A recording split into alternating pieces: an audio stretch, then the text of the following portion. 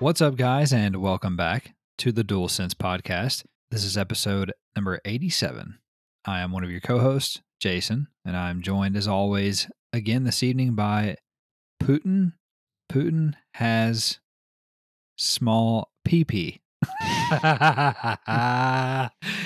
Oh, yes, Putin does. Vlad has the smallest of pee-pees, in fact. Vlad can barely impale her. Oh, that's good. I really enjoy that. What a guy. What a guy that Vlad is. A fucking guy. So what's good tonight, Travis? Anything? No, nothing too good. I did one. You did send me one of the greatest things, and I hope this goes down as one of the greatest things in the history of mankind. Oh. Of a group of 13 men on an island telling a Russian warship to go fuck themselves as right before they die. Yes. Incredibly sad that they're dead. Also, fucking legends. Yes. Like, yes. I'm all for it. All for it. Unbelievable. Crazy shit going on in the world, but those guys those guys are unforgettable. What better way to go out than telling somebody to go fuck yourself? Right. I mean, and then isn't today that everybody's dream? Right. And then today one of our military commanders saying, Yeah, if you want to fight us, you just won't raise your kids. Like, can we pump the brakes a little bit? Yeah, Jesus. We're getting a little hyped up. A little arrogant. We've lost like 3 wars in a row, I think. So maybe we should calm down. Yeah, we spent 20 years in the desert and we still didn't win. Thought we'd learn our. You'd think we'd learn our lesson after we spent how many every years in the jungle and didn't win there either. Right. Uh-huh. Anyway, but yeah, there's some crazy shit going on. But this is a PlayStation podcast, so we're gonna keep all that away, and we're gonna just have some fun and give you some PlayStation news, and we won't worry about that stuff. We won't worry about old Vlad. So Travis, like I alluded to, we are a weekly podcast where you and I get together each and every week and we discuss all of the news, rumors, new game releases, and much more in the world of PlayStation. We sprinkle in a little touch of nonsense, and we do it all in under 90 minutes. We post new episodes on Monday on all the usual podcast services, including the one that you are listening to at this very moment. We also post episodes on YouTube, as well as game streams and clips. I've got one uploading at the moment as we speak, actually, some more Insurgency. It's been a few days since I posted anything. I'm also sitting on some Horizon Forbidden West open world gameplay and a little bit more Rainbow Six Extraction as well. So those will be coming. If you want to talk with us and chat PlayStation or video games or Vlad possibly, but hopefully not, you can find us on social media at the Twitter at the DualSense Pod, as well as Instagram and Facebook, which are both the DualSense Podcast. And we also have a blog, a WordPress blog. It is called the DualSensePodcast.wordpress.com. We post new episodes there as well as our nice looking photographs. A couple of nice looking men we are, and you can check it out if you want to. Mm-hmm. So solid 6s and 7s. That's correct. That's all you can ask for, ladies. And we're both married, by the way. Sorry, not to each other. Yes, correct. I'm just saying, just in case anybody's wondering. That is correct. Not yet. So our wives think we are, but without further ado, here, Travis, let us jump into this busy week of news. Starting with number 1, the long-rumored revamp of PlayStation's subscription services, codenamed Project Spartacus, appears to be closer than ever, Travis, and it may coincide with a likewise heavily rumored State of Play showcase. According to VentureBeat's Jeff Grubb, the reveal of the subscription service is imminent, as he stated on his recent podcast, quote, "It's probably getting pretty close to this actually launching. Something's probably going to happen by the end of this month, and I don't think that necessarily means publicly. I think in terms of the internal milestone of where the service needs to be," end quote.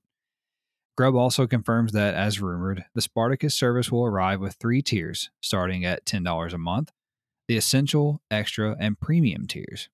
The Essential tier is currently planned to be $10 a month, and is essentially PlayStation Plus as we currently know it. The Extra tier is $13 a month and stacks a catalog of downloadable games onto the base tier, according to Grubb. And the Premium tier will cost $16 a month and includes everything from the first two tiers along with full game trials, although Grubb did say he is unclear on how these work, as well as cloud streaming and a library of classic games. In regards to the classic games, Grubb said, quote, I don't know what classic games means, but I do know that it's a major part of the premium tier. So you have game trials, classic games, and streaming on the premium tier, end quote. All of this coincides with Bloomberg's reporting that Sony is planning to reveal Project Spartacus this spring for both PlayStation 4 and PlayStation 5, and that it will feature a three-tiered structure. Elsewhere, and perhaps related, insiders Tom Henderson and Nick Baker from the Xbox Era podcast both claimed this week that there are rumblings of some sort of PlayStation showcase coming in March, with Baker calling it "quote unquote" the good one. In addition to Spartacus, there are a number of other factors fueling the idea of a March showcase, including the looming launch of PlayStation VR2, an unannounced release date for God of War Ragnarok, The Last of Us multiplayer project, a Final Fantasy XVI update, and a general lack of information regarding what the PlayStation Studios release schedule looks like for the back half of 2022 and beyond. All right, so quite a bit to take in there, but this is our first real look at what Project Spartacus is. So what do you think? Two surface level things off the top. First of all, Mm-hmm. we already had the good one. It was the GT7 State of Play. So I don't know I don't know what his beef is. But, Touche. we can get into it later if he wants. Also, I love the name Spartacus. I don't know why people hate it so much on the internet. I really enjoy Yeah. it being called Spartacus. I'm cool with it. But anyway, just to start at the bottom here, just because I can. The idea that we're due for something, a bigger showcase, didn't really catch a lot of wind with me. I'd seen it in a lot of different, I guess, places. Yeah, it popped up on Reddit and Twitter and in some blog posts, and I didn't really think it was that needed for March until I realized that we haven't really heard much about what's happening at the end of the year with PlayStation release dates, etc. What Mm-hmm. games actually are coming, expectations, and all that fun stuff. So my Mm-hmm. hunch was they were waiting for PSVR2 to be solidified before they kind of jump down that route. And based off of what we are going to talk about in the next bullet point, it Mm-hmm. seems like that would line up. So that suddenly makes a lot of sense to me, and I would fully expect something within the next 30 days as far as the state of play goes. Sure. Kind of, especially if these Spartacus rumors are true. The thing that surprised me, and the only thing that surprised me about these sort of would you call it like a Spartacus leak or whatever you want to call it, was the pricing tier. I thought it would be much more expensive. Like I was Right. expecting 10, 20, and 30. Mm-hmm. $16 for the top tier a month is not crazily unaffordable. You Right. know, $10 for what you basically get at the minimum to only add $6 more a month really isn't much at all. Like that's just like don't go buy lunch one day and Right. you can have the top tier. So, I just expected it to be a lot more price prohibitive than it is. I wonder if that's a reflection of what, Microsoft is doing with their, with Game Pass, and maybe they were afraid they would price themselves out of the market maybe. That would be a question I would have for them. Mm-hmm. But other than that, I really want to know, like what Grubb said, what is a classic game? What does that mean? Yeah. I assume it's PS1 and PS2 stuff, but they have to be digital, right? Mm-hmm. As far as streaming goes, we assume there was streaming involved in this, but this kind of really puts it on there, especially with those classic games, because I assumed that the streaming would include every kind of thing, trial, classic, whatever. Those would all be part of the stream. But this Mm-hmm. almost reads like you would download the classic game just like you would any game now. Maybe you can stream some other type of things. I'd like some clarity on that. I'm sure we'll get that soon, but they really surprised me by making it as affordable as it is. Like that's the main thing I took from this was that this is suddenly affordable and kind of opens up this whole backlog of games to a lot of people, and I did not expect that. Yeah, we got a lot of good info, a lot of answers, but we also got a lot of questions too Hmm. as well. And you alluded to some of those. And one of the biggest things that I think is unclear is, like you said, what are classic games? And like Jeff says, what are those? Do those include all former PlayStation systems? From PS1 Hmm. all the way through, let's say PlayStation Portable, because Vita still exists, pretty much. If so, whatever generations that includes, then again, like you said, does that mean that we have to stream those? Like we have to stream, PS3 games, I think, still on PlayStation Now? Or are we going to be able to download these games? For instance, are they going to put Metal Gear Solid 1 on the service and you can download it and you can play it and earn trophies possibly? Like, what does it look like? Yeah. If you can earn trophies on these old games, I think that suddenly changes I think that's the huge. marketability. Yeah. Yeah, if you can earn trophies on these old games, Oh shit. then I think that's huge. And maybe that is a possibility. Like maybe it's only like they pick 5 classic games a month and put them and add them to the service, and they have, they're downloadable. They have trophy support. Right.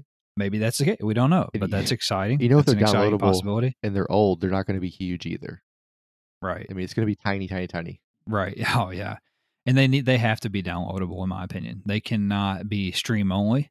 They cannot. They have to be downloadable, I think, for this to be kind of a big W. Also, one of the bigger questions for me too in regards to classic games is on the Xbox side, for instance, when you play these older games, they have some improvements that are done by the hardware. So there are a lot of older games on Xbox that get 60 frames per second and that sort of thing, and some resolution boosts. So are we going to get old games with some improvements, like not necessarily like remastered by the developers or anything, but just like system hardware level boosts, like frame boosts and things like that? Like I said, are we going to get that, or are we just going to literally get the games, as is? So a lot of questions there on that end. However, I think that's awfully exciting about the possibility of having classic games. I think back on some of the ones that I would like to go back to. And also, to your point about the pricing, I think that I am surprised by it a little bit as well. Like you said, they are competing with Game Pass. You don't want to get too crazy. So I think Game Pass Ultimate is like $15 a month, and so this one at the top tier is going to be 16, so $1 more. People were kind of making a big deal about PlayStation Plus essentially going to be $10 a month. I don't think people realize that it already is $10 a month if you pay per month, because Right. normally people buy it for the year and pay 60. So people were like, "Oh my god, they're going to make us pay $10 a month for PlayStation Plus." It's like, no, guys, for the monthly price, it already is $10.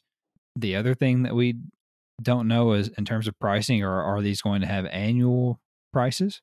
Are you going to have to pay per month? Or are you going to be able to buy like a 1 year subscription of it and get a discount? So that's another big question.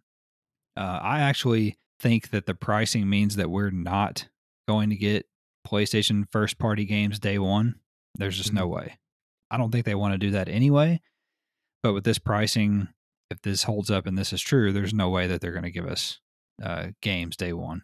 Now, the game trials, certainly. That sounds like we're going to get that on first party games, but the games themselves, no, doesn't sound You like get a it. lot of 5 hours. Yeah, you get some timed trials, which they used to do that on PS3 if you remember. Like game trials were a big thing on PS3 if you had PlayStation Plus. Like that used to be like one of the benefits of it. I remember there were several games I played for like an hour on a game trial Mhm. on PS3. So I was thinking that it was going to be like $20 a month, and then that at the top, and then you got everything, including day one games. And I still think that would be a fantastic price point if they ever decided to do that. But anyway, all in all, generally, this is very exciting. The catalog of games on the second tier sounds like what we've kind of been talking about on the show, that it's going to be just PlayStation Now, kind of rolled into the service in a way, because that is a catalog of hundreds of games. That sounds like that's what that is. It's exciting, and it doesn't sound like we're going to have to wait too much longer, because these rumors are starting to heat up that there is a showcase incoming in March, and it makes sense because they get Horizon out, they get Gran Turismo out. Man, I don't think they give a fuck about Ghostwire Tokyo at the end of the month. I think they'll just bury it. Yeah, They'll I hope probably not. honestly, probably what they'll do, whatever week that comes out, I think March 24th or 25th or something, that Ghostwire comes out, they'll probably have the showcase like a couple of days before that, and they'll just fucking bury that game.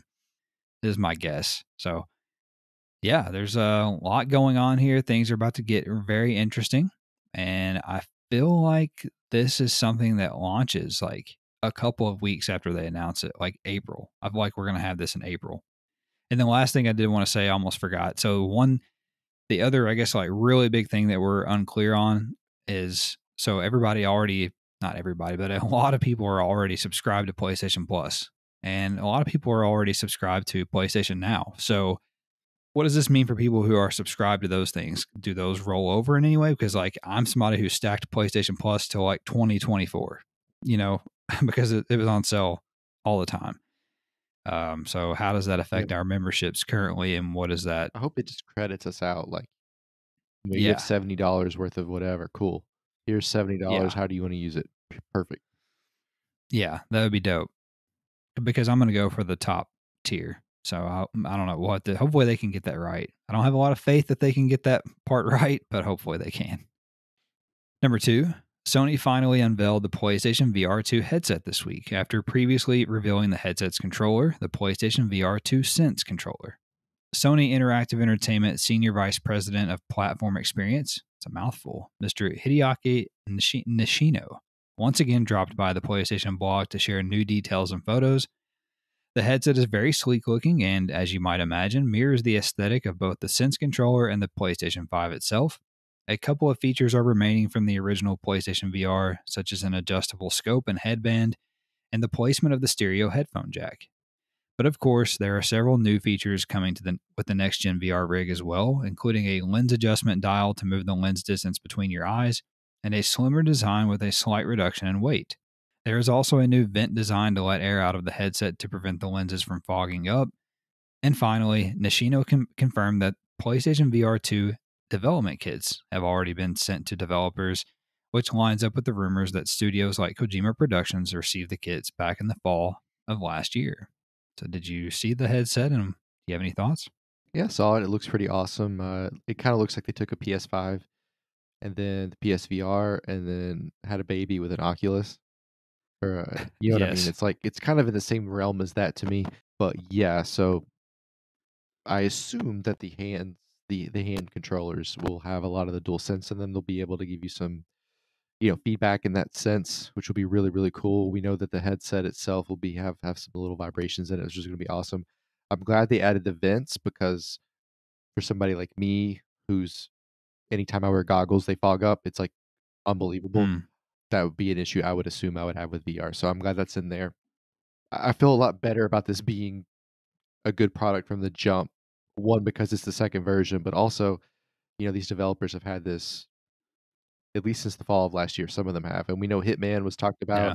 as a VR game, so they've been working on it. Obviously, they already had something Oh, to yeah. play with when they released that game last year, so and everybody knows that GT7, I gotta get used to saying that, Mm. is gonna have this VR capability to it as well, Hmm. and you know that is probably pretty to be what Polyphony will want that to be for the Hmm. game, they had to have already had some version of it to play with, so I suddenly feel okay about buying this on day 1 when I maybe didn't Hmm. a few months ago. I'm very excited about this. And I never thought I would say that because, PSVR and VR in general has been kind of lost on me. I feel like it's very niche.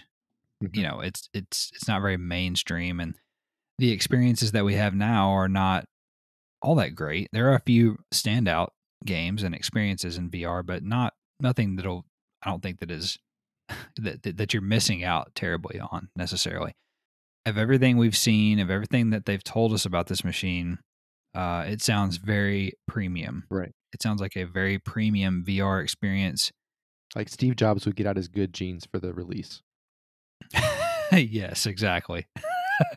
And I'm excited about this. I There is a rumor that it is going to launch in the second quarter of this year, so that would be April, May, June.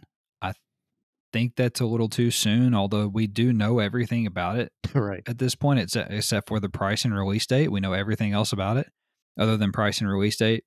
However, there are now rumors today that I saw. I didn't get to include it in the show notes, but there is a rumor because apparently a Chilean video game retailer has a June 2022 placeholder release date Of for course.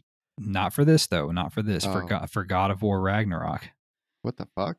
Yes. So there's a theory now. I was talking with someone on Twitter about this. He's a YouTuber, and he tweeted this out.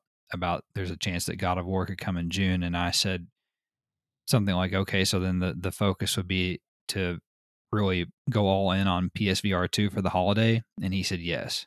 Hmm, I could see that because typically you launch hardware in the holiday, in the right. fall, and I think that kind of lines up with where we're at with things because if you remember a couple of weeks ago there was that news story that they were still trying to finalize that deal with that software company for the headset.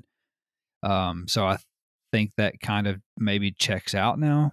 My theory also on this is that we've seen the Horizon VR game now a few weeks ago. They showed that off the trailer or whatever. I'm wondering if that could possibly be a launch game for this because then Oh, yeah. you have Forbidden West now. You have Holiday. You have excuse me. You have VR at Holiday with a major launch game like Horizon, which is just came out and is a big hit. So you can kind of ride that momentum. Also, I think that game has been in development for a little while. That Horizon VR game, and secondarily, Gorilla made a DLC for the first Horizon game, and I think that that maybe this VR title may take the place of having DLC for the game, if that makes sense. Oh, yeah, So that'd be I kinda think, cool. I'd be okay with that. yeah, I think they may just be making this VR game alongside Fire Sprite, I think it is, and that may come out this holiday alongside the VR and Right. alongside with like Hitman and all those things you were mentioning. So yeah, again, I'm very very interested in this, very excited. It may this I mean this showcase that's coming up, it may be a big old fat boy. I mean, we may get a bunch of stuff about games and then they may be like, "Oh yeah, PSVR2 pre-orders Yeah. are going live on whatever, April whatever." Well, just, Japan's not very Japan's had bad experiences with things called Fat Boy, so or sorry, that was Little Boy. Was that Little Boy or Fat Boy? Anyway, In Fallout it's a fat boy, I think. okay, that's must be where I went with that. I will Yeah. say that work gave me $200 for being vaccinated, so thanks for my PlayStation VR work. That's at least half of it. It's going to be a $400 baby. That's crazy. Oh, yeah, it is. It is. Number 3, Shadow Warrior developer Flying Wild Hog also visited the PlayStation blog this week to share that the FPS series' upcoming third entry will launch day one as a PlayStation Now title on March the 1st. They also shared gameplay footage and various details, but much more important than that, Travis, is that by all accounts, this seems to be the first game to ever launch as a new release on the PlayStation Now service. Perhaps it's nothing, or perhaps it's a sign of things to come as Project Spartacus lingers in the shadows, as we've been discussing. PlayStation Now was originally announced in January of 2014 at the Consumer Electronics Show and was powered by the technology of Gaikai, which Sony purchased for $380 million in 2012 for the explicit purpose of creating the PlayStation Now service. A year later, at CES 2015, Sony announced that the PlayStation Now would be launching. I'm sorry, the PlayStation Now service would be launching on PS4 that same month. So, very interesting indeed that we're getting what seems to be our first day one new release Mhm. launching on PlayStation Now. So, I'd say that's perhaps a sign of things to come. What would you say? What do you make of it? Yeah, I'd definitely say this is like an alpha test for Spartacus. Let's see how this works on the Now Hmm. service. Let's see if there's interest. Let's see if there's any issues, what kind of bugs we run into, that kind of thing. And Hmm. it's a big enough title that you should have enough volume to really see if it works, Right. which will be interesting to me. I'm curious if that purchase is paid for itself yet. Like, have Mm. they made $400 million off of PS Now? It's a good question. I would venture it's closer than I would Hmm. think. My initial thought was there's no way, but then the more I think about it, it's probably not that far off. Hell, they might have actually killed it. I guess $5 a pop, however many people have it. Hmm. They're buying. I don't know. Maybe whatever. Anyway, yeah, I really think this is just like an alpha test to see what works for Spartacus, and it really lets them try everything out, like even to the marketing level, all the way down to like the nuts and bolts of like how it interfaces. Like it's a really easy entryway to see how this works. Yeah, I definitely agree. I think the writing is on the wall. I think that's what this is. And I think this is perhaps what we can expect as things progress here.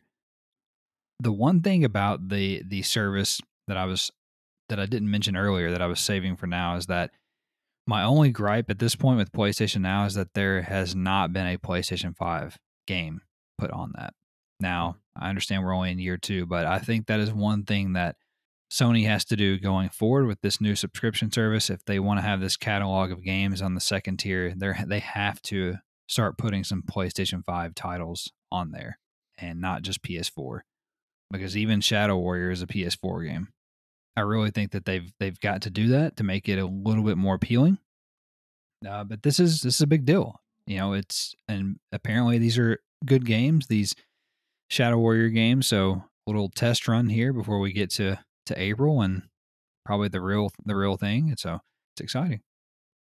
Number 4, Activision Blizzard is set to delay 2023's Call of Duty game, which is in development at Treyarch, according to Bloomberg's Jason Schreier.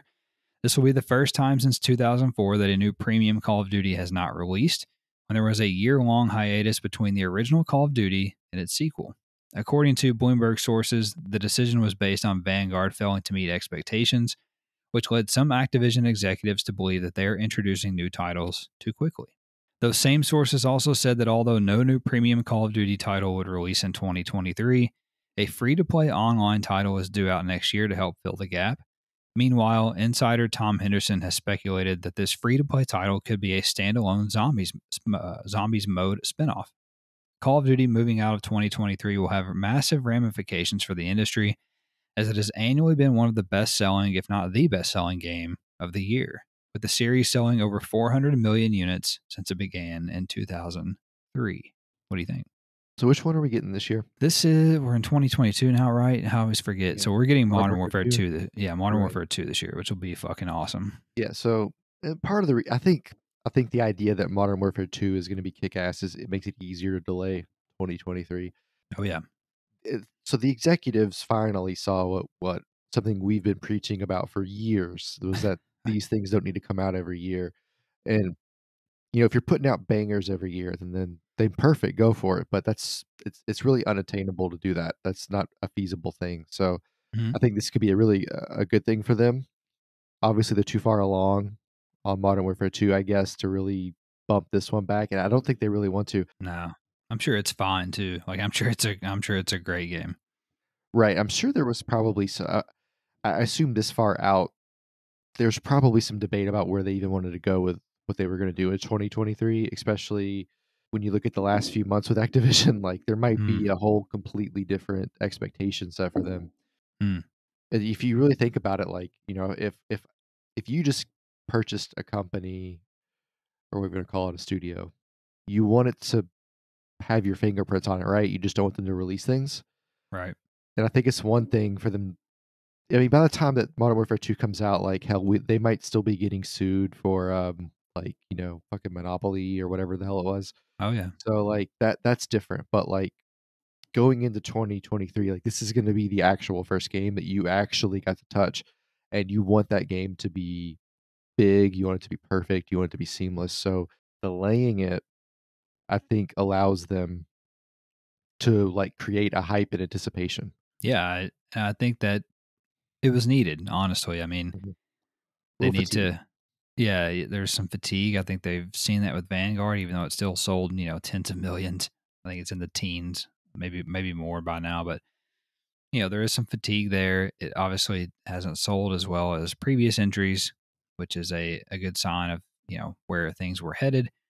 Modern Warfare 2 is going to be insane. It's going to sell incredibly well, and that's pretty typical of Infinity Ward titles in the series. But yeah, it's also curious too because 2023 is the year when the Microsoft deal is supposed to go through with them. So did that play a factor? They say it doesn't, that it did not, but yeah, but it's hard to sit here and say that it doesn't have something to do with it. And honestly, I mean, you don't.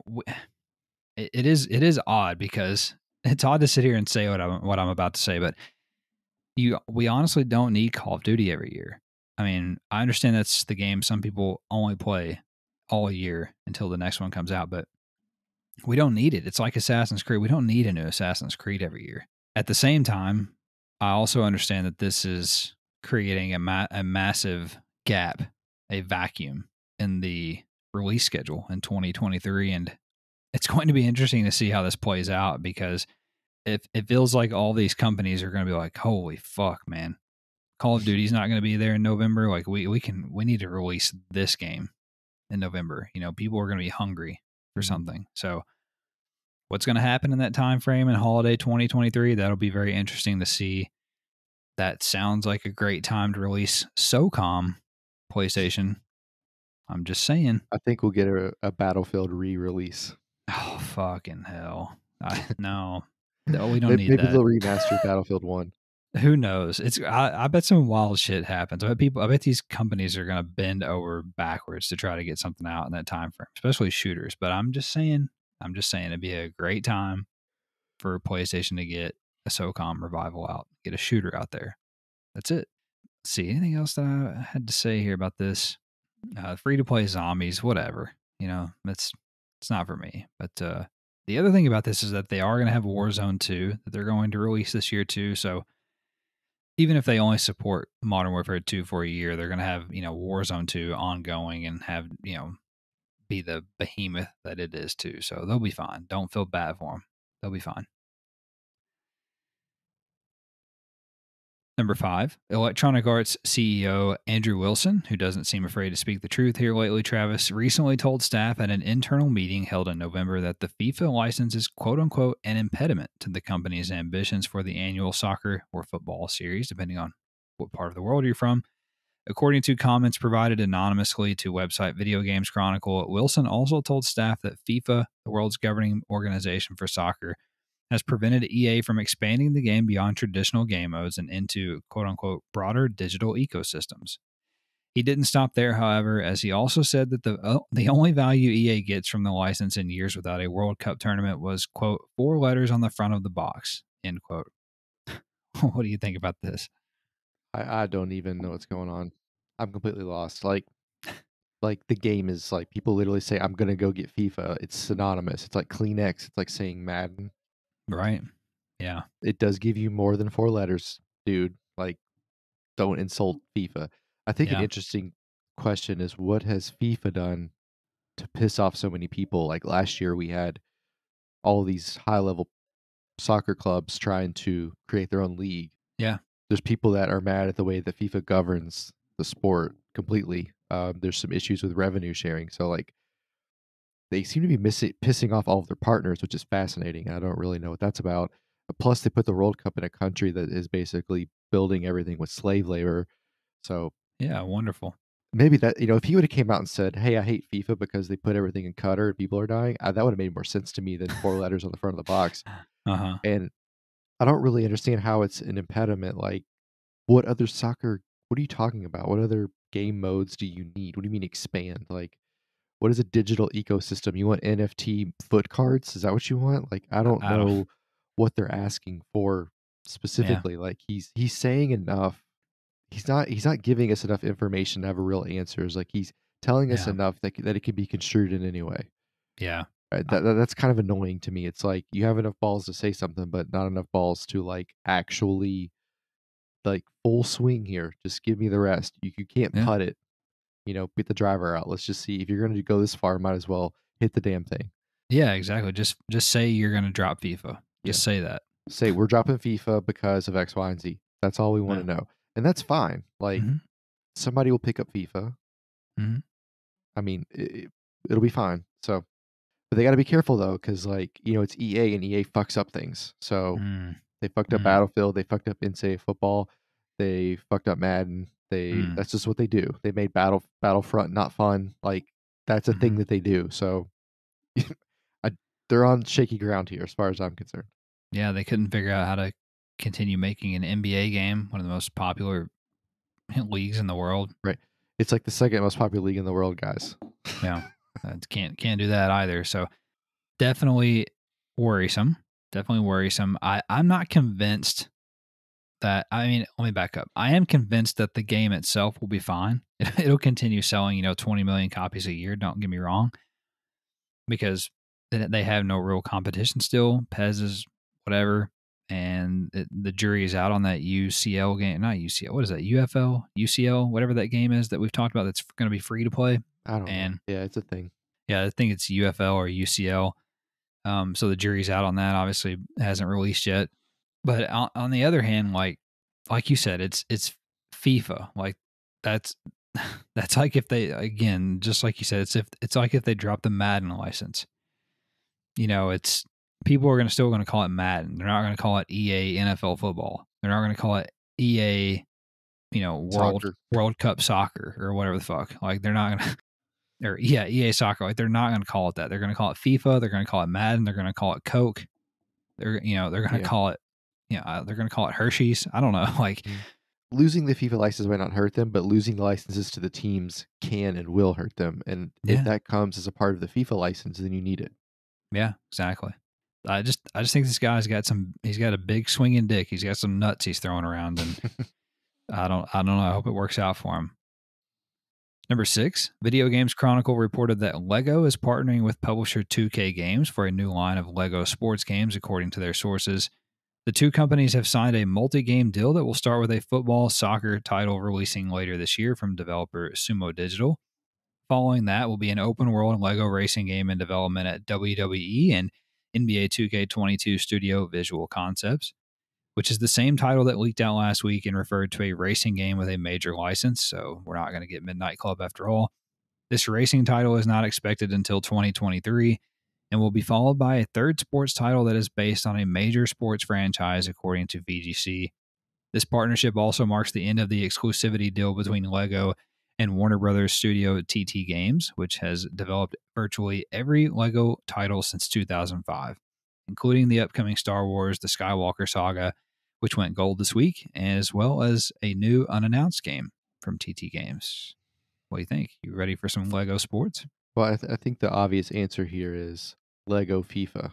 2K Lego FIFA. Oh my God. Can you fucking imagine? I didn't even think about that. uh, Oh, wow. Here's the thing. I think Would that these Lego would be FIFA sell more than EA Soccer? no. It, Mm. no, because I think the Lego thing is gimmicky Yeah, that's at fair. the end of the day. Because like when I think about these Lego games, they're going to be interesting. Uh-huh. They're going to look cool. They always do. They're going to be kind of flashy. It's aimed at kids. It's going to have all those things. Yeah. Will the gameplay be good? Who fucking knows? The it reminds me of NBA Playgrounds. Is that what that was? Yeah. Yeah, NBA, and then they had WWE playgrounds. Yeah. No, I yeah. feel like it's going to be like that, but with Lego, and that the racing game is going to be kind of like Crash Team Racing. Like Mm. it's a fun game, but like Mhm. these aren't world beaters. They're just fun niche games, Yeah. and I'm sure there'll be sevens or eights, and they're not going to sell a whole hell of a lot, but th- you know Yeah. they have some nice pedigree and some nice licensing, so they'll definitely be interesting. Yeah. I'm moderately intrigued by this. Mhm. The Lego games don't really interest me, like the Lego Star Wars and everything else. But Lego sports games, I don't know. It's possible, depending on what it is, and the soccer one could interest me. Mhm. The racing game, open world racing game with a major sports franchise, like what could that be? Like, how you could you do an open world F1 game? Like, I don't understand. I I don't mean, there's know. there's the racing franchises I can think of are F1 and NASCAR, right? Like, I don't know what else is there. So F1's the biggest racing in the world, but outside of that, yeah, NASCAR is pretty much America. yeah. And how do you These do open V8 world turning supercars in is circles? Australia. Yeah, Mm, open world circles doesn't really work. hmm. Those cars only go left.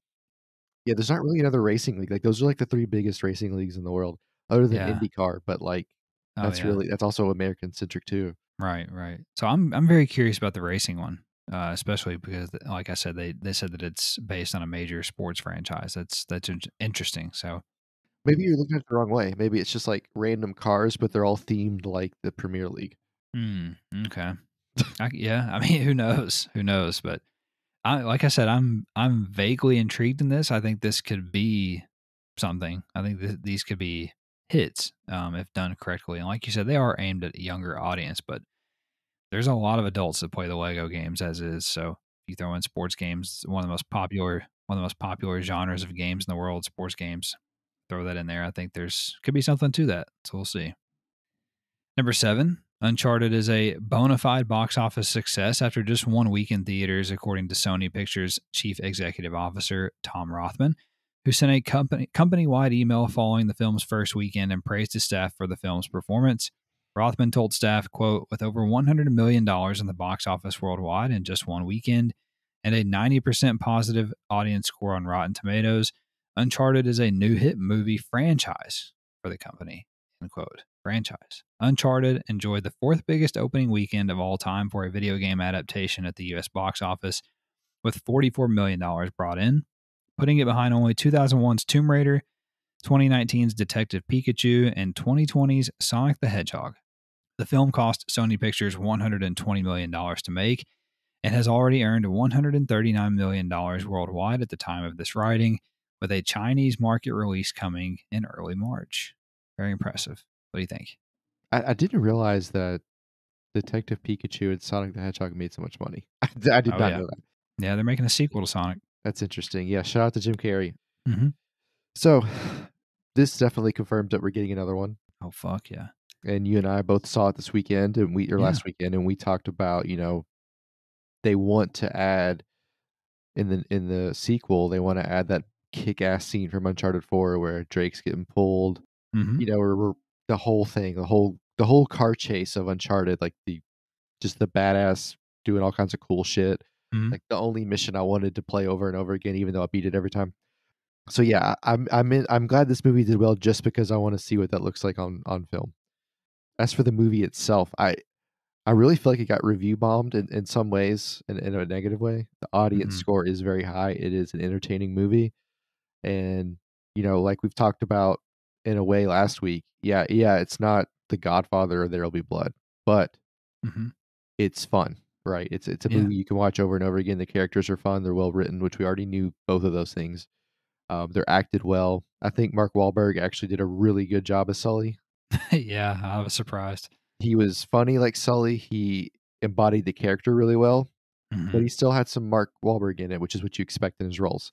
Aside from Tom Holland's mouth, which I can't get over, I think I thought he was really good. It just looks like Mm. he has a dip in his mouth, and it drives me crazy. Yeah, no, I understand. It does. Antonio Banderas did not look very good, but he was in the movie, Yeah. and I wanted Yeah, to see yeah. that one girl's tits. So I think that everything you want in a movie. Yeah, But yeah. no, the movie was fun, and it started off like I could see a critic turning this movie on and having never played the games, not getting it. Like Yeah. the way the movie starts in the Absolutely. opening scene, like there's crates hanging out of a plane, he's jumping around. It's clearly not realistic how he's jumping, but he's Sure. moving the way he moves on the game. You know, he's jumping like he does on the game. So like if you're familiar with the lore of Uncharted, you've played the games before, all of that is familiar and it is what happens, right? Yeah. I can see where the characters, maybe it's easy for us to fill in the gaps a little bit because we know the characters so well. So Mm-hmm. again, that's why the audience score is so high. So Yeah. no, I enjoyed the movie thoroughly. I would recommend you go see it. It's fun. We need to support our PlayStation movies and TV shows if we want them to do well. And this one is something that you can support and wholeheartedly not feel bad about it. It surprised me. I really enjoyed it. There are some things like you said. It's a movie. You have to suspend your disbelief. It's the same as it is in the video game. Like he's jumping between whatever pallets. That are hanging off a plane. Like obviously, you have to suspend some disbelief to see a movie in general. But I was really surprised by it. I thought that like you said, the acting was better than I expected, and the chemistry between Tom Holland and Mark Wahlberg, Right. Wahlberg was pretty good actually. And I don't know, man, it hit the mark for me. I definitely think Uh-huh. that they can do bigger and better things even with a sequel. Now that For sure. they have kind of set the tone, they know how to do it. I think they can make it even better, and Yeah. it definitely caught me by surprise a little bit. But I enjoyed it, and yeah, Tom Holland's mouth did bother me as well. But I don't mind him as Nathan Drake, and No, I like him. It's just his mouth. I just look at his nose. yeah, and I think that I said this too because obviously Tom is a young guy. Mark Wahlberg, he's like 50, but he Mhm. looks young because he's in shape and everything. So Sully in the game is like this gray mustache, like salt and pepper kind of guy. He's like grandpa a He's little like bit, Bruce and Willis. yeah, and then Nathan Drake is he's not as young as Tom Holland appears to be, but and without spoiling the movie, it explains, if you pay attention, all of that it gets explained Yeah, as to explains a lot. why people look the way they look and how Mhm. old they are and whatnot. Long story short, without spoiling anything, it's clear, and then based off Mr. Tom Rothman's comments here, that this is going to be a franchise. Okay, so this was the origin story of these Mhm. characters in a way, and they will age with the movie franchise as it continues. Is what Yeah, and they're obviously going for. I enjoy the comedy of it, like, it's Yeah, like, just the comedy is the kinda comedy I like in movies and in storytelling. Would you say I was gonna say it's like Indiana Jones mixed with Bad Boys is what it kind of what's Oh, going yeah, on. that's Bad Boys humor is perfect. Yeah. Would you say did you like it more than the first Kingsman? Then the first Kingsman. Yeah, That's hard to say. I think it's different, Kingsman. yeah. I think Kingsman is better, but I think Uncharted is the best video game movie I've ever seen. I'll give you that, yeah, I would say so. Yeah, I would think. I even think Uncharted is better than some of the other entries in like major franchises like Batman, like Batman Forever. Was it Batman Forever or Yeah, Batman and Robin? Like one of them sucks. whichever one that Joel Schumacher did. I think he may have done two, but anyway, like Uncharted's a way better movie Right. than some other major IPs have had. Is my point. I So don't think I don't think there's another video game movie that's close to it. Like, yeah, again, I haven't seen Detective Pikachu. no, well, whatever. But you know what I mean, like, Yeah. because Free was it called Free Guy? That's not really a video game movie, but No, there no. is Based off a video game itself is what you're right, saying. right, Yeah. yeah, it's different. It's just it's in its own place. Yeah. Yeah. I definitely recommend seeing it. I definitely recommend seeing it. I think it's, and the last thing I want to say before we move on here, because I know we're taking too much time here, but the moments where they start playing the theme music from the game, Mhm, fucking loved that. There's two or three instances where they play the theme music from the games, and it's fucking awesome. right. And there's a ton of Easter eggs in Yes, there there in the are. movie. There's several Easter eggs, and enjoyed it. I mean, it's fan service. It's Right. perfect, but it's also made in a way that people who have no idea what it is can enjoy it and get into it. Number 8, Sony announced the March PlayStation Plus lineup of free games this week. PlayStation 5 owners can enjoy parkour sword fighting FPS Ghost Runner, while PS4 players will receive survival MMO Ark Survival Evolved, racing game Team Sonic Racing, and both PS5 and PS4 users will get a bonus game this month. Cooperative multiplayer title Ghost of Tsushima Legends. All games will be available starting Tuesday, March the 1st. What do you think about the lineup? It's okay. Ghost of Tsushima is the only thing that really saves it as far as I'm concerned. Oh, okay. I think Sonic Team Racing is fun for a lot of people. I know Hmm. people that enjoy it as kinda like a time killer. Hmm. Ghost Runner was a game I was interested in when I first saw it, but I just don't see that. Doesn't hold my attention, and Ark Survival definitely doesn't hold my Yeah. yeah, it's okay. People are very high on this month's offerings, very positive about it, and Well, good. I think it's a good month. It's an okay month. Ghost Runner, whatever, it's whatever. Arc is very popular. Team Sonic Racing is For sure. Ark is very yeah, popular for sure. yeah, and then Team Sonic Racing is very well regarded, in my understanding, and then. But for me, like you said, the standout would be Ghost of Tsushima Legends, which I cannot re-download because it's like 60 gigabytes on PS5 to get that for some reason. Number 9, we also have a bunch of news nuggets here, Travis. Feel free to jump in and join me. First nugget, several PlayStation titles received recognition at this year's DICE Awards. Deathloop won for Outstanding Achievement in Game Direction. Ratchet and Clank won Family Game of the Year, Outstanding Achievement in Animation, Outstanding Achievement in Art Direction, and Outstanding Technical Achievement. And Returnal won both Outstanding Achievement in Audio Design as well as Original Music Composition.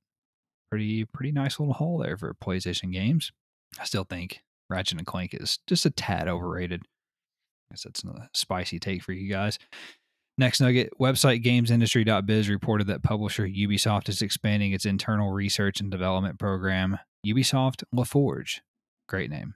with teams now operating at 5 of their studios across the world. LaForge historically had only operated out of Ubisoft Montreal and is credited with creating the choreograph animation technology last seen in Far Cry 6, the face shifter tech that generates realistic faces for NPCs, and the smart nav tech that enables NPCs to move the same way as players. This is pretty neat, and it sounds like Ubisoft is ramping up. You know what LaForge means in Spanish? Well, I don't. It means the forge. Do you know what it means in French? What?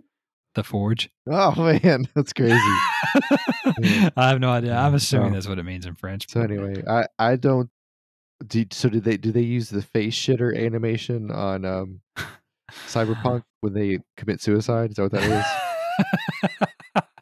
Well, I don't know. They definitely use smart nav tech for that, so they can Yeah. move the same way as players who jump off buildings. You know, I'd love to see smart nav on the next GTA because it is kind of funny how robotic the NPCs are in that game. Yeah, absolutely. All right, next nugget here. Epic Games is preparing to offer full-time positions with benefits, friends with benefits, to contract QA testers here in the United States. I'll play games while I get blown. That sounds fun. Chinese communist mega publisher Tencent has purchased a majority stake in Edmonton-based developer Inflection Games. Inflection was formerly owned by a company called Improbable, who has begun divesting from first-party game development to focus on the metaverse. Smart. Inflection is led by former EA BioWare executive Aaron Flynn, and their first game, a survival crafting game called Nightingale, is still set to launch later this year in early access on PC. Tencent also acquired Polish developer and publisher 1C Entertainment, so here go the communists again. Right. What a week to be doing that shit. Right. I think they're also trying to buy Taiwan. I think they are. Also, developer Iron Galaxy Studios will expand and open a third studio in Nashville, Tennessee, Cashville. The company announced, founded in 2008, the creators of Killer Instinct are also the second largest independent developer in the United States. Wow. Very interesting. I did not know that. Killer Instinct is familiar, but I can't place it. I feel like believe I've that's heard a of it. yeah, I believe that's a fighting game. That's a fighting game. Also, an Activision Blizzard shareholder has filed a lawsuit against the company, alleging that the publisher withheld information to convince shareholders to vote in favor of the $68.7 billion sale to Microsoft. So there's just another hurdle they've got to jump over. That's an easy way to settle out of court. That's so easy. Right. Oh, I think hey, the guy didn't know just he looking was a for a million. payday. Yeah. Yeah. He's like, oh shit, 68 billion. Let me get some of this. Website Video Games Chronicle reported that Dragon Age 4 is in the middle of production and progressing well, according to developer BioWare, who also says that the communication cycle for the game will start up later this year. BioWare also revealed that Mass Effect 5 is in the prototyping phase, so ways off for that one. Elden Ring launched this week and is officially one of the best critically reviewed games of all time, as it currently sits at a score of 97 on Metacritic and 96 on OpenCritic. It is also experiencing a few technical issues such as frame drops and loss of save data on PS5. Developer From Software says that a patch is imminent and that ray tracing will come to PS5, the PS5 version of the game at a later date. It's pretty wild that it's scored so high. I mean, I know. nobody really expected that, I don't think. Yeah, they expected it to be good, but not like fucking world beater all time. Yeah, like the best ever. I saw a screenshot of a guy with a huge spider. I'm fucking out. Yeah, I thought about getting it, but I talked myself out of it when I read a pretty good article from a journalist on CNET and who is similar to my experiences playing these sorts of games, so that kind of resonated with me, and it sounds like it's not for me. Yeah, Also, people were saying that they played it for 60 hours and still hadn't beat it. Okay. one of my workers is like rock hard about it, so Oh yeah. I can't wait till Wednesday to see what he has to say about it when I see him again. There's no telling. Probably still won't even beat the first boss and played it for 100 hours. He told me, I forget now, but he told me he spent like 5 hours on the Dark Souls tutorial or something like that. Like he just couldn't get past the tutorial. Jesus. Next nugget, publisher Square Enix stated in its recent financial briefing that their Guardians of the Galaxy game had, quote, undershot initial expectations, end quote. They're not having a good year. Dark Pictures anthology developer Supermassive Games has filed a trademark for a new game called The Quarry, with VGC sources claiming that the project will be published by 2K Games sometime later this year. This is great. So 2K is gonna buy the Flintstones, and then you're gonna be a Lego Fred Flintstone in the quarry. Oh It's God. an MMO. Jesus. Publisher and Embracer Group subsidiary THQ Nordic has acquired performance capture cinematic specialist studio Metric Minds, whose most recent project was, you may have heard of this one, Horizon Forbidden West. Website Push Square reported that EA's dodgeball game Knockout City will go totally free to play starting with Season 6 later this year. Developer Velan Studios is also cutting ties with EA, so it's no longer EA's game and will self publish the game moving forward. Told EA to go fuck themselves. Right. That Knockout City was those 4 words are really holding them back. They wouldn't let them go into other game modes they wanted to go into. Exactly. All Knockout City got off EA was 2 letters on the box or 2 words on the box. Right. And they Hmm. didn't want World Cup EA either. Yeah. This War of Mine developer, 11-Bit Studios, announced that over the next week it will donate all game profits to the Ukrainian Red Cross to help war victims. The game is currently on sale for 80% off on the PlayStation Store. Sony finally began rolling out the auto uploading of game captures to the PlayStation app in the Americas this week, following a bit of a false start. All captures will remain available on the mobile app for 14 days following their creation. I've already used it and it's wonderful. Also, website PlayStation Lifestyle reported that business consultancy firm Profit has ranked PlayStation in the top 10 brands in the United States in their 2022 Brand Relevance Index. The top 10 most relevant U.S. brands, according to them, are Apple at number 1, followed by Peloton, Spotify, Bose, Android, Instant Pot, PlayStation at 7, Fitbit, TED, whatever the fuck that is, and USAA. TED What is Talk. TED? What is TED, Is it honestly? is it not TED Talks? I don't know. Fuck. But well, so first of all, Peloton, I thought all of their upper management sold a bunch of stock and it like plummeted. Yeah, I think they're like crashing hard. Good job, guys. It's a stationary bike. You can't even ride it. But everybody's thinking about them because they're the second most relevant brand in America. There's an index that rates companies Hmm. like negative 100 to positive 100. I forget what it's called now. I would love to see where PlayStation is on that. I might try to look that up. Hmm. I want to say it's like a net score. It's pretty impressive that they are seventh. So I did try to look for some context on this because obviously this leaves out like heavy hitters like Coca Cola, Uh, McDonald's, Walmart, Microsoft. Microsoft. My understanding is that these are the brands that people like. I guess like how is it put? I don't know what I'm trying to say. Like Like and notice like positive. yeah, like Coca-Cola is just there. Like they're not doing anything like exciting. Like they're just a mainstay of American culture. Does that make sense? Yeah, Like yeah. like Apple is iPhone, fucking everybody has it. And then like you said, Peloton and whatever. So Yeah. it's like they're active, I guess is what I'm trying to say. I So I feel like the guys at Instapot are like, "Well, how the fuck did we get here?" I saw some funny comments on Reddit. Somebody said, "Yeah, I got to give it to Instant Pot. My PlayStation definitely can't cook a roast in 30 minutes." Fucking That's killed me. solid. Fucking killed me. All right, next nugget. PS4 and PC crossplay has now come to Fall Guys with the Season 6 mid-season update.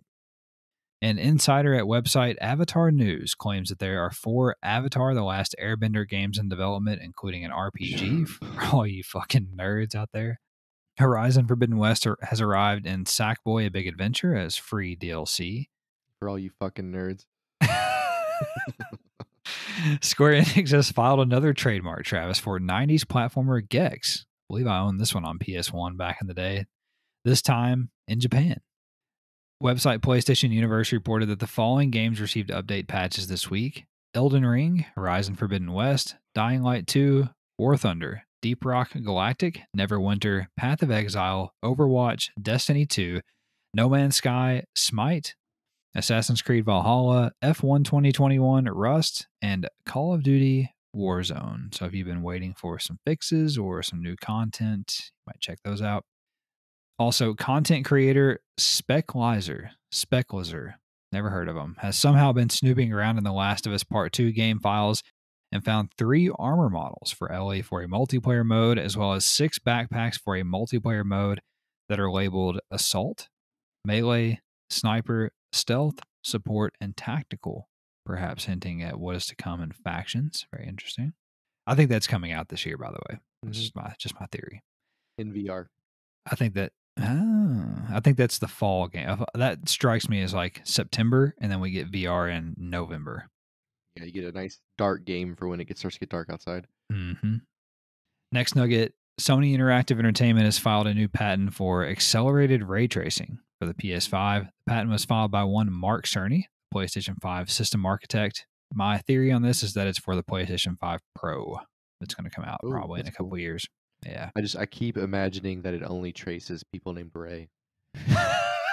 And very quickly, might Yeah. I add. Ray Romano, Ray Romano, Ray Romano. It's like, all right, get it.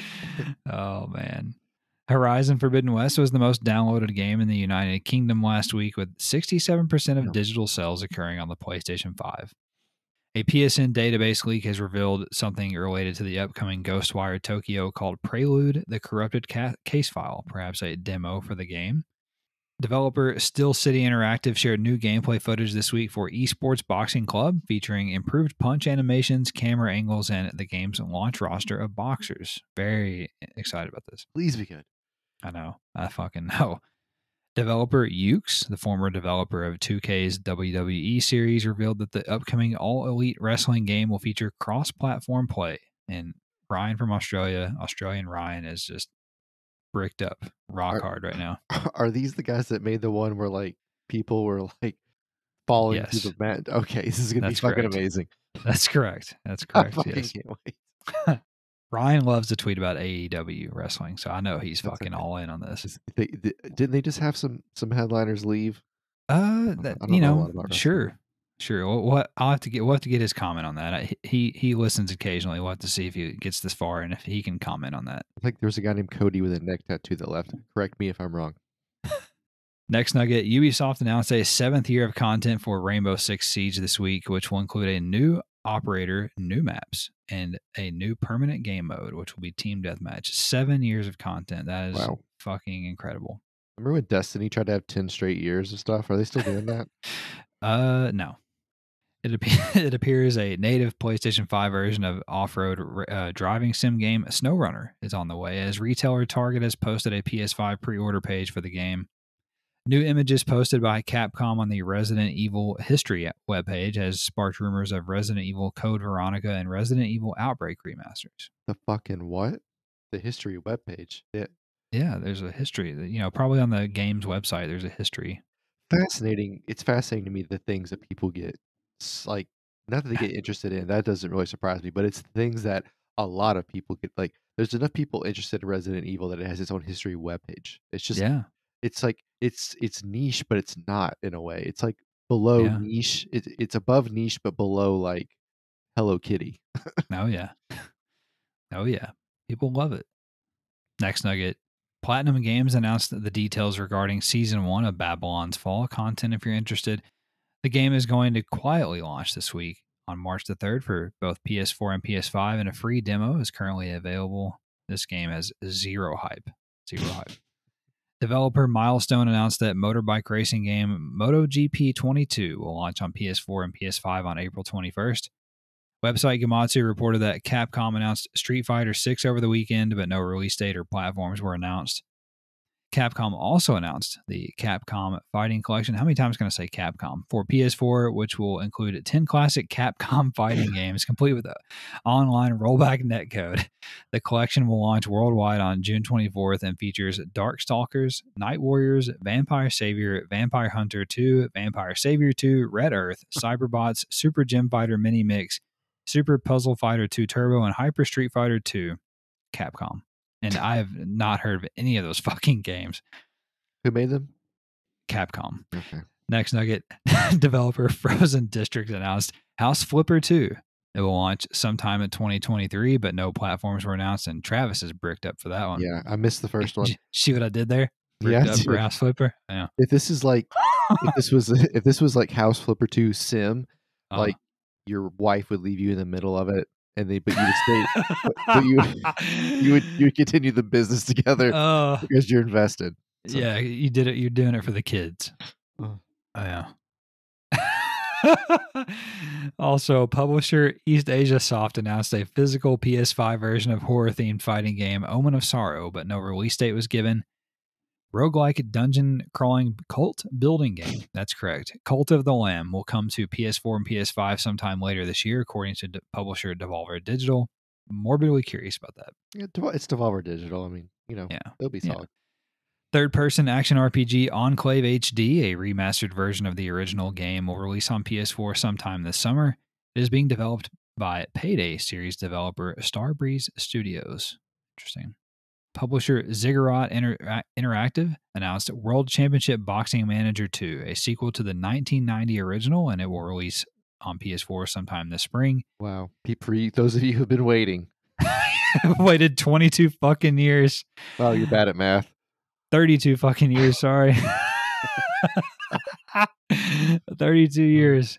Wow. Right. You guys are finally going to get paid off for that. That's probably how long it's going to take for me to get Little Devil Inside. 32 years. Oh, I forgot I forgot that still isn't out. See?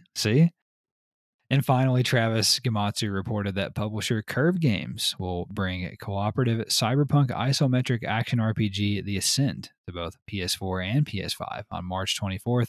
PlayStation Plus subscribers can pre-order now and get the game for 10% off its normal price of $29.99. And it is like Dead Nation meets Cyberpunk. Very, very interested in this. I played it on Game Pass, and it's a fun game, and you can co-op with up to 4 people, I think. So anyway, that's all for the news this week, and I'll kick it over to Travis now for this week's new games. 21st, we have Dragons in Space. Can you imagine?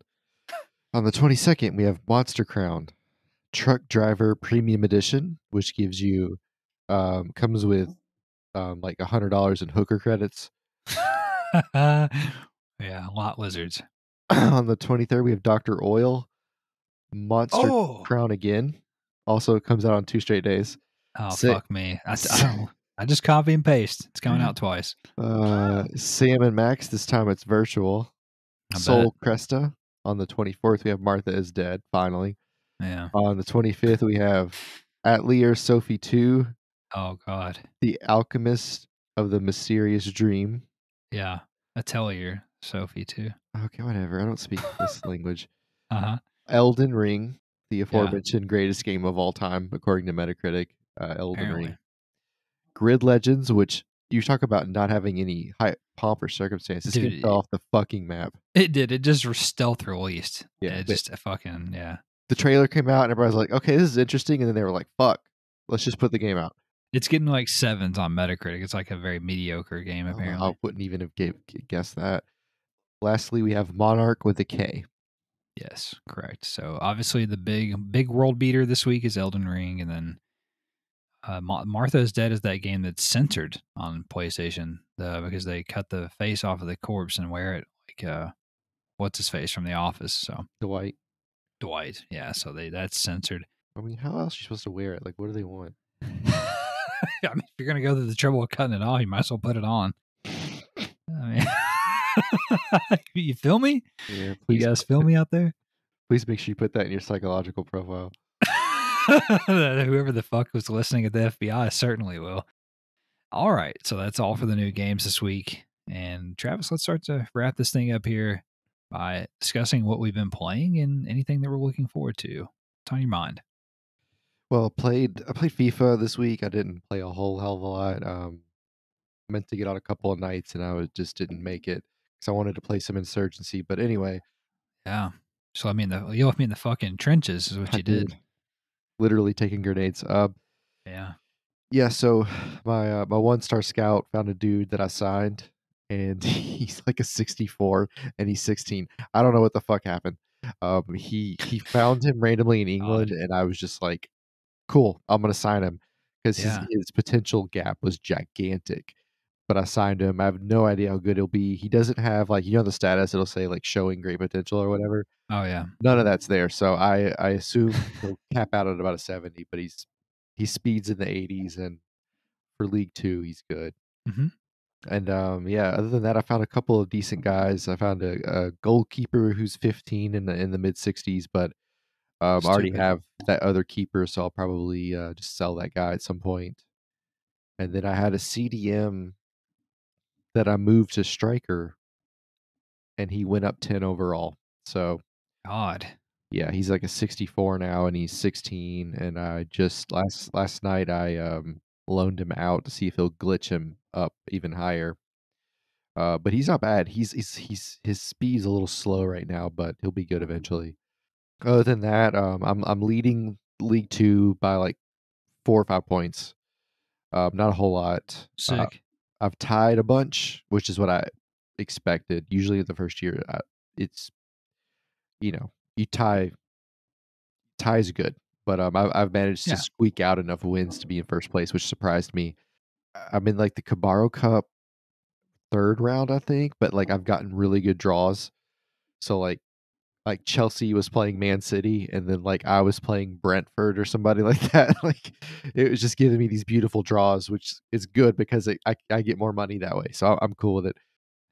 Right. But, yeah, I should win the Papa John's Cup since it's just League 1 and 2. I should get promoted. There shouldn't be a problem there. The other 2 cups, the Cabarro Cup and the FA Cup, like, as soon as I get a good draw, I'm gonna lose. I already know that, but, it just hasn't happened yet. But, I'm 6 days away from, GT7, How you feeling? so I'm excited. I'll get more excited probably, like, on Tuesday or Wednesday while I'm at work, and I just don't wanna be there because I wanna play. Mm-hmm. I'm excited right now I've been watching some gameplay. The embargo lifts the day before for reviews, and then streaming lifts 24 hours before, so at midnight the day before. So actually, for us, it'll be even earlier because I'm sure there'll be people streaming in Australia and stuff that I'll be able to watch. There's some really cool videos. There's a stacked video that shows like the actual Willow Springs track and then the video game underneath it. Okay. Oh yeah, I've seen that. Yeah, it's just like there's people that were commenting like it looks like GT Sport, and it's like yeah, because you have a shitty TV. Like buy decent equipment and you'll see the difference. Like if you look Yeah, at it on like a 4K monitor, like it's hard to tell which one is real. it's And insane. Yeah, like I can tell because the buildings look off to me. But that's because sure. of course they didn't scan the buildings in the same way, right? It's Yeah, not as they're in the rendered as well. distance. Mm-hmm. But yeah, it's cool. I'm excited about it. But definitely want to kill some people this week on Insurgency, We'll fucking see.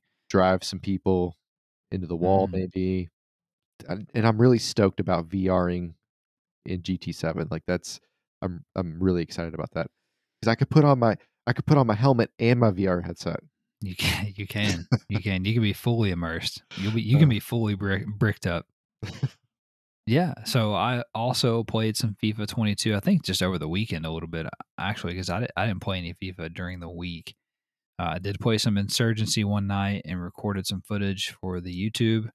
God, I fucking love that game, and I can't. I'm excited for the PS5 update when That'd be they cool. update the graphics and stuff. It's already 4K 60, but like I'm assuming they're going to update like the textures and like the character models and stuff. So Mm, that'd be pretty awesome. And then I really am hoping that they add support for the DualSense triggers and everything because oh man, that might be that might be the best shooting in a video game if they add like trigger effects and stuff. that'd be awesome. The guns are all already like so satisfying. Then played some more Cyberpunk 2077. I definitely can still recommend it to this point on the PS5 version anyway. I'm into it. I'm in a bad spot right now because, like I said last week, I have 3 open world RPGs that I want to play right now. I didn't even get to Dying Light this week, but I would like to. And then the last thing that I played was Horizon Forbidden West. I actually played some before we started recording this evening. I'm probably like 15 to 17 hours in, and I'm like scratching the surface. I feel like I am now in the Forbidden West, as it were, past the little kind of like prologue area or whatever. So Mm, I don't know. I'm just kind of, playing at my pace, doing the quests, including the side quests and so on. So I'm just working my way through it. The game is fucking phenomenal. It looks so good. I can't stop taking pictures in it. That's what's really keeping me from already have progressed even further. John has already platinumed the motherfucker. He platinumed it in like 31 hours. the fuck is he So doing? Did he take 2 days off? I don't know. He said he was sick, so he took a couple days off. Okay, Yeah. yeah, So my ass. yeah, my asshole. But yeah, he's already platinum the game, so he's done with it. Whatever. I'm so jealous. Like it's gonna take me weeks to do it, but yeah, I love that game, man. Before we started recording, I was doing a side quest, and I had to fight it's called a shell snapper, which is a giant snapping turtle. Man, that guy was a motherfucker. So Mhm. he killed me one time, and then I finally got him. But Mhm. big giant fucker jumping at you and shooting stuff at you, whatever. So That I that don't think sounds I more was. like Crash Bandicoot. Yeah, yeah. But great game, excellent so far. Excellent. Can't recommend that enough. I will say, with the sudden emergence of Elden Ring and Horizon West, like, the game of the year conversation has suddenly gotten a lot more interesting, especially Yeah. if Ragnarok does come out in the middle Mm. of the year, in the summer, like, all of a sudden, it's like, "Okay, Hmm. we've gotten 15 games that could win." Yeah. And we knew we had an idea that it was going to be this way this year, that there Right. was going to be just a lot of heat coming in 2022. And the crazy thing is I had a stroke there for a second. The crazy thing is that we still don't know a lot of what is coming out, like we've talked about, especially in the second half of the year. But you're gonna have Horizon, you're gonna have Elden Ring, you're gonna have God of War, you're gonna have Call of Duty Modern Warfare 2, all in the game of the year race, and probably others as well. So that's crazy. But, and then the last thing I want to say, you forgot. I'm not gonna let you forget though. But not only does Gran Turismo 7 come out on March the 4th, so does The Batman. And you're absolutely going to watch The Batman with me at some point next You're weekend. you're right. I completely forgot it was a thing. It's fucking happening. Maybe not the 4th because, we got the podcast we got to record, and you got your Gran Turismo, but we have to go see that movie that weekend. I saw a trailer. Oh, it was before Uncharted, we saw another trailer for it. Oh, we did? I thought we did. I don't know. I must have been asleep for that. Maybe I saw it before the Liam Neeson movie I watched. That's probably what it was, yeah. Yeah, if you get bored, look up Robert Pattinson on the red carpet, and he's I've seen a clip of him. God, what is he dressed like? He's dressed like it's 1990. Like, I don't know what he's doing. That's who he is, man. He's super fucking weird. But Mm. I did see that. Did you see the story where he said he lied about all the bullshit he said in the interviews during the Batman? He was like, I don't "Yeah, know. I didn't learn my lines and I quit working out." And he's like, "Yeah, I just made all that up." I fucking He love did, him. so he was lying about that to throw people off. Yeah, he was just like, I hate doing interviews." I was like, God damn it. God, that's you. Mhm. He's you. That's your spirit animal. But all right. Anyway, so that's all we've got. That's all I've got. Let's get out of here. It's been a good show. We had a good run. If you guys enjoyed it as much as we did, don't forget to subscribe so that you never miss an episode. It'll get delivered right to your podcast feed, wherever that may be. Also, if you'd be kind enough to rate us or review us, leave us some stars, thumbs up, whatever it is on your podcast service, that would be much appreciated.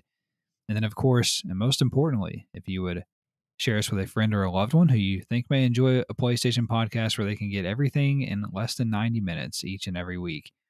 And then, of course, don't forget, if you want to talk with us, reach out to us, tell us we suck or you enjoyed it, or you just want to talk a little bit of PlayStation. Find us on the Twitter at the DualSense Pod, as well as Instagram and Facebook if you prefer.